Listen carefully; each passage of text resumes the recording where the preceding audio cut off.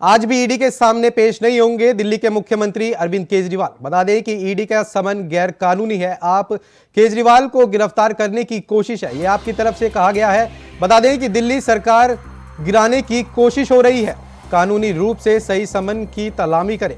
बता दें कि आम आदमी पार्टी की तरफ से कहा गया है कि कानूनी रूप से सही समन की तलामी करें। आम आदमी पार्टी की सरकार को गिराने की कोशिश की जा रही है। ईडी के समन पर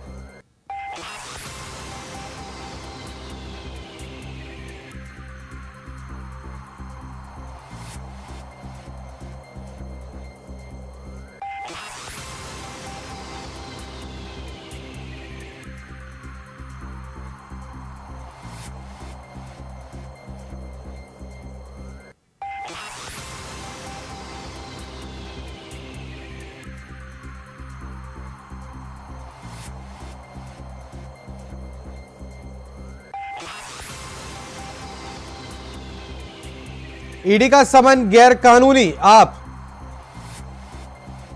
बता दें कि केजरीवाल को गिरफ्तार करने की कोशिश है। आप आज भी ईडी के सामने पेश नहीं होंगे केजरीवाल। ईडी का समन गैर कानूनी। आप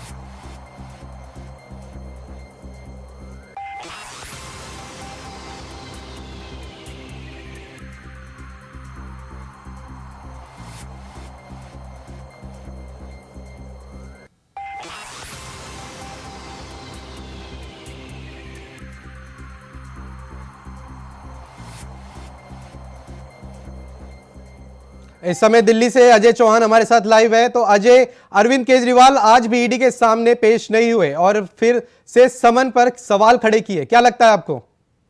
तो सर देखिए, जिससे अरविंद केजरीवाल को ये 5वां नोटिस ईडी तक से भेजा गया था और आज संघर्ष लगाया कि आज ईडी इनको बुलाएगी और पूछताछ करेगी, लेकिन अरविंद केजरीवाल ने साफ कहते हैं कि ये राजनीति संबंध है, ये कोई ईडी का कोई संबंध नहीं है, ना ही मैं इसका कोई जवाब दूंगा और ना ही मैं पूछताछ के उनके पास जाऊंगा।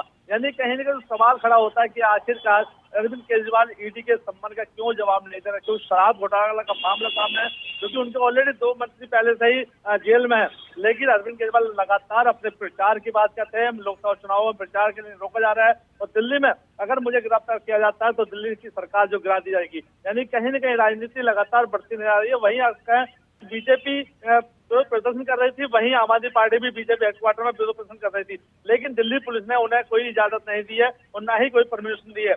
बता दें कि पंजाब से काफी संख्या में लोग समर्थन दिल्ली पहुंच रहे थे, जिसमें कि कहीं ना कहीं कोई घटना होने की संभावना थी, क्योंकि वहां मुख्यमंत्री भी यहाँ दिल्ली पहुंच रहे थे और समर्थन भी उनके साथ पहुंच रहे थे। तो लगातार जो मेयर का चुनाव जो पंजाब में हुआ था उसको लेकर भी आरोप लगाए गए कि बीजेपी कहीं ना कहीं धांधलेबाजी करती है। उसी को लेकर दिल्ली के अंदर अरविंद केजरीवाल को लगातार नोटिस भेज रही है, जो उनको गिरफ्तार करना चाहती है। तो ऐसे में अब ये लगता है कि लगातार कहीं राजनीति, क्योंकि जिस तरह से हेमंत सोरेन को 10 नोटिस भेजे थे, उसके बावजूद वो उनको गिरफ्तार किया गया, यानी वो भी तब भी भागते रहे, लेकिन आखिर में उनको ईडी के सामने पेश होना ही पड़ा।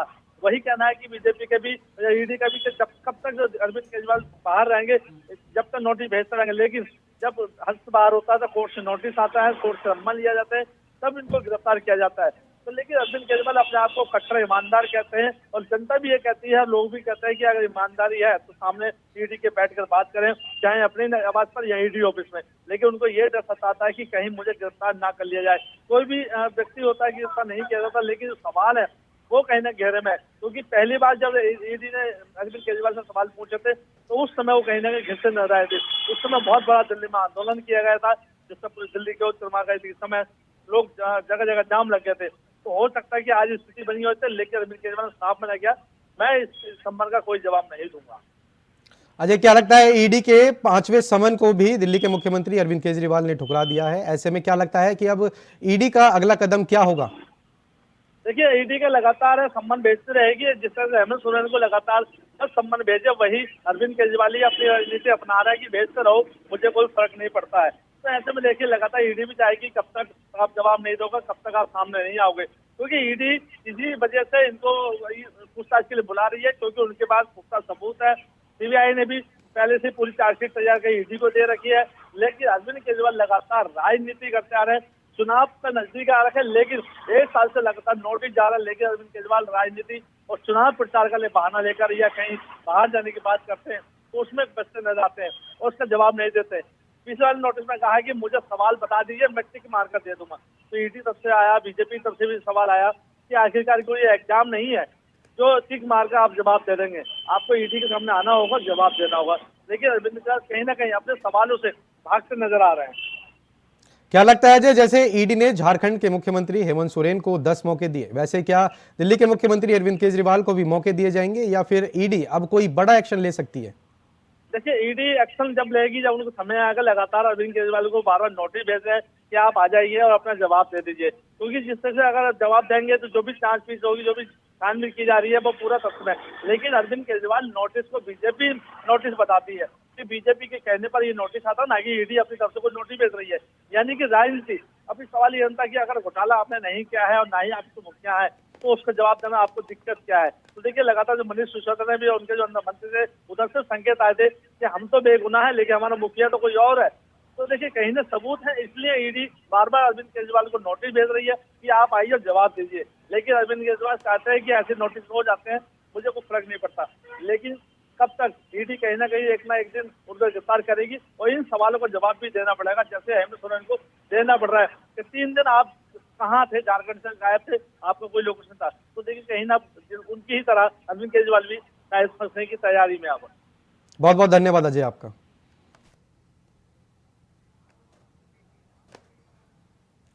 लोकसभा चुनाव का आगाज हो चुका है और सपा ने अपने पहले 16 लोकसभा उम्मीदवारों की सूची जारी कर दी। इस मुद्दे पर समाजवादी पार्टी के मुरादाबाद लोकसभा से सांसद एसटी हसैन से इंडिया वॉइस के संवाददाता सादिक खान ने खास बातचीत की। सुनिए उन्होंने क्या कुछ कहा। पार्टी ने लोकसभा चुनाव का ऐलान कर दिया है। समाजवादी पार्टी ने 16 प्रत्याशियों की पहली सूची जारी की। हमारे साथ समाजवादी पार्टी के सांसद एसटी हसन साहब मौजूद है। सर, पहली लिस्ट जारी हुई है, क्या कहेंगे? देखिए, जो लिस्ट जारी हुई है सोच समझ के जारी की गई है। हमारी अपनी सीट्स हैं ये, और हमें उम्मीद है कि बाकी और सीटें भी हम लोग डिक्लेयर करेंगे कांग्रेस को कॉन्फिडेंस में लेने के बाद। कहा जा रहा है जिस तरह से आपने ऐलान किया, कांग्रेस को सीट दी, तो कांग्रेस पे भी विरोध है पूरी तरह से। जैसे कांग्रेस चाह रही थी चुनाव में सीटें मिलें, उस तरह से सीटें नहीं दी गई। नहीं, 11 सीटों का तो अखिलेश जी ने कही दिया कि हम दे रहे हैं। पिछली बार कांग्रेस के एक एमपी थे पूरे उत्तर प्रदेश में, तो लेकिन हम जब साथ लड़ेंगे तो उनके एमपी भी बढ़ेंगे और हमारे भी बढ़ेंगे। हमारा टारगेट सांप्रदायिक शक्तियों को हराने का है। हमारा टारगेट देश के संविधान को बचाने का है। हम कांग्रेस के साथ मिलके, क्योंकि कांग्रेस भी सेकुलर पार्टी है और समाजवादी पार्टी तो आप जानते ही हैं, इससे बड़ी सेकुलर पार्टी शायद हिंदुस्तान में कोई नहीं है। तो हम मिलके ही चुनाव लड़ेंगे। थोड़ा बहुत अगर आपसी मतभेद होते हैं तो वो सुलझा लिए जाएंगे। कोई मनभेद हमारे और उनके बीच में नहीं है। सर, यूपी के डिप्टी सीएम केशव प्रसाद मौर्य वो कह रहे हैं इस बार सपा का सपाया हो जाएगा 2024 में। उन्हें दिन में सपने देखने का शायद आदत हो, अक्सर वो ऐसे ही सपने देखा करते हैं और इसी तरह के बयान देते हैं। मैं उस पर क्या टिप्पणी कर सकता हूँ। तो जिस तरह से अब कांग्रेस न्याय यात्रा शुरू कर रही है, क्या सपा का जो है गठबंधन हुआ, सपा भी इस न्याय यात्रा में साथ रहेगी? ये मेरे बड़े नेता तय करेंगे कि हमें साथ रहना है या अलग रखना है। गठबंधन होगा तो हम साथ ही रहेंगे। तो धन्यवाद। ये थे हमारे साथ समाजवादी पार्टी के सांसद एसटी हसन साहब, जिन्होंने बड़ी ही बेबाकी से हमसे बातचीत की है। वीडियो जर्नलिस्ट आशु के साथ सादिक खान, इंडिया वॉइस, दिल्ली। मोदी सरकार ने अंतरिम बजट पेश कर दिया। इस मुद्दे पर कांग्रेस के द्वारा लगातार बयानबाजी को लेकर बीजेपी के राज्यपाल सांसद बाबूराम निषाद ने इंडिया वॉइस के संवाददाता सादिक खान ने खास बातचीत की। सुनिए उन्होंने क्या कुछ कहा। मोदी सरकार ने अपना दूसरा आखिरी बजट पेश किया है, जिसके बाद लगातार विपक्ष सत्ता पर हमलावर है। हमारे साथ इसी पर बातचीत के लिए मौजूद हैं भारतीय जनता पार्टी के राज्यसभा सांसद बाबू राम निषाद जी। सांसद जी, जिस तरह से आज बजट आया है, इतनी योजनाएं जनता के लिए आ जाई हैं, उसके बाद लगातार कांग्रेस इस पर हमलावर है। कांग्रेस सांसद कह रहे हैं कि बीजेपी कर्जा लेके पूरी तरह से देश को चला रही है। बीजेपी देश को विकास देकर आगे बढ़ रही है। बीजेपी यहाँ के संसाधन बढ़ाकर किसानों को दे रही है, मजदूरों को दे रही है, मजलूसों को दे रही है, झुग्गी वालों को दे रही है, झोपड़ी वाले को दे रही है, मछुआरों को दे रही है। अरे मछुआरा समाज को देखो, सी फूड में उन्होंने दुगना हो गया। मछुआरों के कल्याण के लिए, झुग्गी झोपड़ी के विस्तार के लिए, उनको मजबूत करने के लिए ये सरकार पहली बार खड़ी हुई है। बहुत सरकारें आई और गई। मोदी जी ने जो गरीब के कल्याण की जो योजनाएं ज़मीन पर उतारी हैं, वाकई में ये पहली बार ऐसा हुआ है जब आम गरीब गांव की जनता खुशहाल हुई है। कहीं भी दूर के क्षेत्र में, पहाड़ के क्षेत्र में, नदी के क्षेत्र में, जलाशय के क्षेत्र में, झील के किनारे, समुद्र के किनारे चले जाइए, जनता खुशहाली महसूस कर रही है। ये मोदी जी की सरकार है।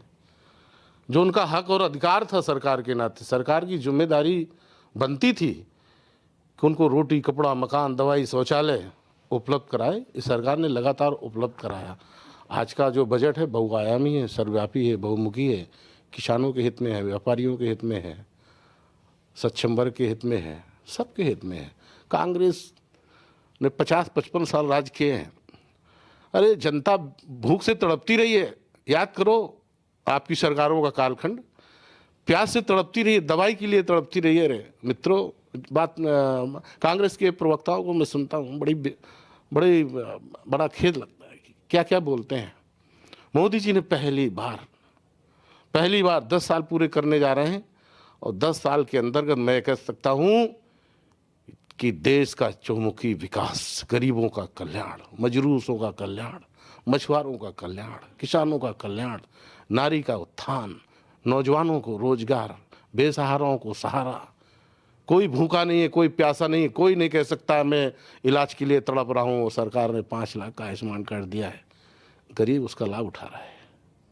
बहुत कुछ सांसद जी, आप योजना गिना रहे हो, आप उत्तर प्रदेश से आते हैं। अखिलेश यादव कह रहे हैं कि ये तो विदाई बजट है इस बार भाजपा का। अखिलेश जी, ये विदाई बजट नहीं है, आप लोगों की विदाई होगी इस बजट से। और लगभग आपकी विदाई 17 से शुरू हो गई थी। अभी इंतज़ार करते रहना, इंतज़ार करते करते, और भाजपा अब इंतज़ार नहीं कर रही। भाजपा को मौका मिला है तो उनका उत्थान कर रही है। उसी कारण है कि 14 हो, 17 हो, 19 हो, 22 हो, हम जीते हैं। और 24 भी ऐसा जीतेंगे कि विपक्षी और इंडी गठबंधन धराशायी होकर पड़ा होगा ज़मीन पर, और जनता खुश होगी। और जनता जब मतदान होगा तो गांव गरीब पूर्वे मजरे में निकल कर भारी मतदान करेगी और कमल का बटन दबाएगी। मोदी जी के हाथ मजबूत होंगे। मोदी जी तीसरी बार प्रधानमंत्री बनेंगे और ऐसे सक्षम प्रधानमंत्री होंगे जो देश और दुनिया में अभी डंका कम बज रहा है, आगे और मजबूत बजेगा, जिससे यहाँ का जनता खुशनुमा माहौल में रहेगी। आत्मसम्मान से परिपूर्ण अभी भी है, आगे और भी मजबूत होगी। धन्यवाद। तो ये थे हमारे साथ बाबूराम निषाद जी, जिनका साफ तौर पर कहना है कि जिस तरह से लगातार कांग्रेस हमलावर है, ये उनके झूठे जितने भी उन्होंने जनता से, लोगों से झूठे वादे किए हैं, उनका नतीजा है। 2024 में भारतीय जनता पार्टी पूरी तरह से पूर्ण बहुमत से जीतने जा रही है। वीडियो जर्नलिस्ट आशू के साथ सादिक खान, इंडिया वॉइस, दिल्ली। रामलला के दर्शन के लिए अयोध्या में लोगों का जत्था पहुंच रहा है, जहां मुस्लिम राष्ट्रीय एकता मंच भी रामलला के लिए दर्शन के लिए पहुंचे। बता दें कि उनका कहना है कि रामलला हमारे पूर्वज हैं, हमारे नबी हैं। इंडिया वॉइस ने मुस्लिम राष्ट्रीय एकता मंच के सदस्यों से बातचीत की, सुनिए उन्होंने क्या कुछ कहा। को अयोध्या में प्राण प्रतिष्ठा के बाद से लगभग 15 लाख से अधिक राम भक्तों ने भगवान राम के दर्शन पूजन भी किए हैं, साथ ही साथ मत्था भी टेका है। ऐसे में जो मुस्लिम संप्रदाय का जो एक बड़ा डेलीगेशन, जो बड़ा जत्था था, वो अयोध्या पहुंचा है भगवान राम के दर्शन पूजन करने। हमारे साथ मुस्लिम संप्रदाय से ही जुड़े हुए लोग हैं, इनसे पूछें। सर, क्या नाम आपका? मेरा नाम राहिल हसन है। ये सर, आज अयोध्या में आप आए हैं, भगवान राम के दर्शन पूजन किए हैं, कैसा लगा है? भगवान रामलला जी के दर्शन करके हम सभी को बहुत अच्छा लगा और हम सब ने दुआएं की कि भारतवर्ष में इसी तरह का खुशहाली और जो न्याय का राज है वो स्थापित रहे। ये और सबसे बड़ी बात कि भगवान राम का आपने दर्शन पूजन किया, तो उस भगवान का जो फेस है वो आपको कैसा लगा? बिल्कुल बहुत ही मनमोहक रहा है और हम सब देख के बहुत ही मन से प्रफुल्लित हैं, प्रसन्न हैं कि भगवान रामचंद्र जी का जो चेहरा है वो बिल्कुल उसका व्याख्या करना बहुत मुश्किल है शब्दों में। अयोध्या को गंगा जमुनी तहजीब की विश्व प्रख्यात मानी जाती है, तो अपने मुस्लिम संप्रदाय में लोगों को, अपने भाई बंधुओं को किस तरह का आप संदेश देना चाहेंगे? बिल्कुल, ये हमारा संदेश नहीं नहीं, ये तो भगवान राम का भी संदेश है कि सब जब वो उनका राज्य था तो उन्होंने कभी किसी के साथ जो है अन्याय नहीं होने दिया, और उनका संपूर्ण जीवन ही त्याग, तपस्या, बलिदान और न्याय का रहा है। तो जब उन्होंने कभी भेदभाव नहीं किया तो उन्हीं, क्यों हम लोग तो अभी नए जनरेशन है, हम तो अपने सनातन, अपने पुराने धर्मों, अपने जो मानने वाले हैं उनसे सीखते हैं, तो उनसे हम लोग ने सीखा, और भारतवर्ष की जो परिकल्पना है रामराज की, वो उन्हीं के आदर्शों पर चल के पूरी होगी। जो बनारस में जो एएसआई का जो एक बड़ा प्रकरण सामने आया है कि एएसआई ने लगभग 900 पन्नों का जो रिपोर्ट पेश किया, जिसमें साफ तौर पर लिखकर दिखाया गया कि पहले वहाँ मंदिर थी, मंदिर के खुदाई में कुछ अवशेष भी मंदिर के प्राप्त हुए हैं, तो क्या कहेंगे इस पर?